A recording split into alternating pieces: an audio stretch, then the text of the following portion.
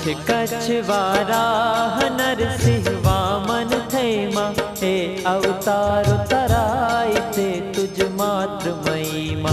परशुराम श्री राम राम बड़े बड़े जे माँ भूत कलंकी नाम दशविध तारी देह माँ। मध्य मथुरा थी बाड़ गोकुड़ तो पहुँचू माँ ते नाखी मोह जाड़ बीजू कोई नो तू माँ। कृष्ण कृष्ण अवतार कड़ कारण की दूमा भक्ति मुक्ति दातार थे दर्शन दी दूमा। जन खड़ नपुंसक नार्य नहीं पुरुषाम पाखु माँ ते आश्चर्य संसार श्रुति श्रुति ये भाखु माँ।